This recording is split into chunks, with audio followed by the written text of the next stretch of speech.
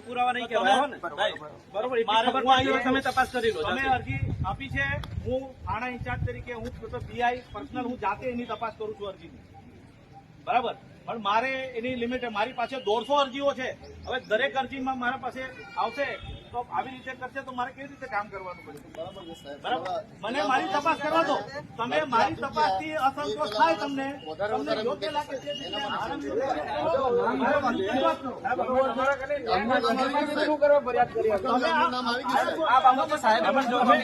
SP સાહેબે પણ જવાબ આપી દીધો છે અમારો જવાબ પણ આ છે બરોબર મારે એસપી સાહેબ જોડે ફરિયાદ નથી થવાની એવું તમે કહી દો કે નથી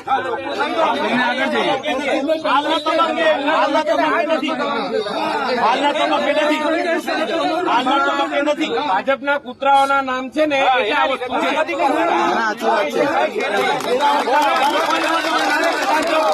નામ હોત ને અત્યારે કારના ઉચકી નાખી દે કાયદો નેવે મેકીને ઉચકી લે સાહેબ પોલીસ કાયદો નેવી મેકીને રાકેશભાઈ વાત સાંભળો આમાં એવું થયું છે કે તમે કાલે રાહ જોશો ને કે આમાં મળશે પ્રાઇમા ફેસી સાહેબે ચોખ્ખું કહી દીધું આ ગુનો બનતો જ નથી તમારું આ જ આવશે તમે એડવાન્સમાં કહી દીધું સરસ સાહેબ ધન્યવાદ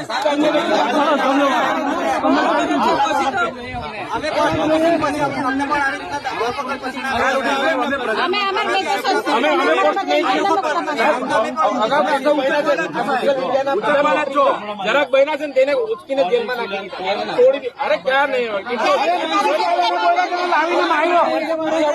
મનસુખ સાહેબ પેલો બોલ્યો તો મારવામાં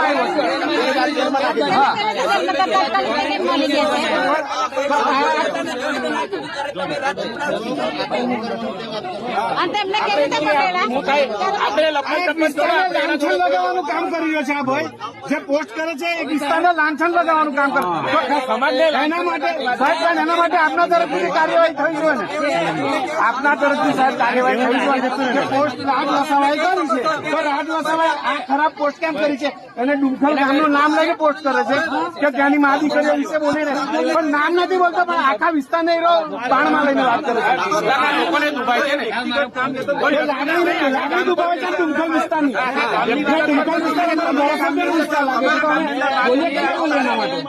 સાહેબ મને વાત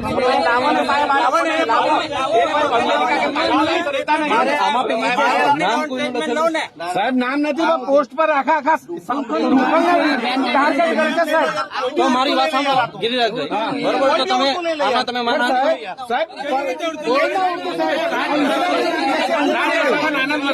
અમે નામ ક્યાં કીધું જે વ્યક્તિએ કીધું છે એ વિસ્તાર અમારી મતદાર એમાં આવે છે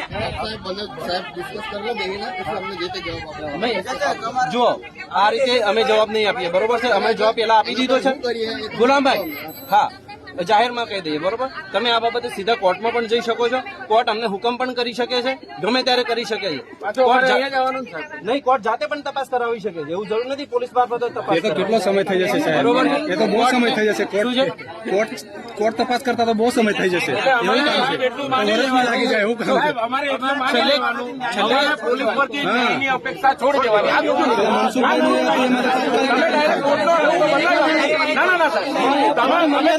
તમે રસ્તો બતાડો અમે પોલીસ કરે કરો રાકેશભાઈ અમને સાંભળો પેલા બરોબર છે અમારા પાવર છે ત્યાંથી અમે પાવરનો ઉપયોગ કરી અને એમાં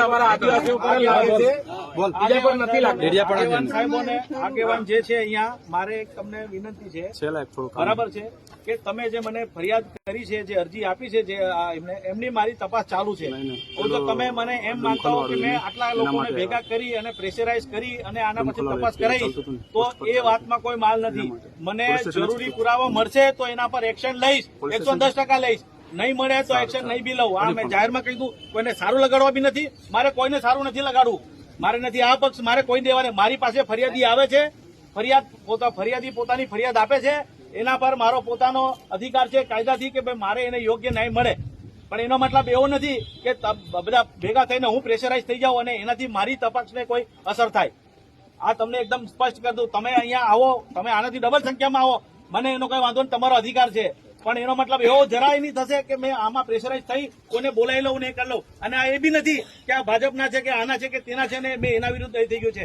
મારે જ્યાં જરૂર પડી મને પુરાવા મળ્યા, મેં ગુના દાખલ કર્યા છે અને એના પર કાર્યવાહી કરી જ છે. મારો રેકોર્ડ તમારે જોઈ લેજો. અને આ કાર્યવાહીથી તમને અસંતોષ હોય તો મારા વિરુદ્ધ તમારે જ્યાં ફરિયાદ કરવી હોય ત્યાં કરી દેજો. બસ મારે આટલી રજૂઆત કરવી છે. તો આપને વિનંતી છે કે આપ જરાક એમાં તમે રાખો અને બીજા લોકોનું પણ કામ થવા દો કે મારી પાસે દરરોજની 100 અરજી આવતી હોય છે. અહીંયા મારી પાસે પેન્ડિંગ દરેક માણસ આવી બધી લઈને આવશે તો મારે કામ કેવી રીતે કરવાનું? હજુ તમને કોઈ 5 આગેવાન અથવા 7 આગેવાન ત્યાં આવીને સાહેબને મળી લો. રૂબરૂ અધિકારી બેઠા છે, ડીવાયએસપી સાહેબ જો કદાચ તમને મારાથી નથી તો તમે એમને રજૂઆત કરો.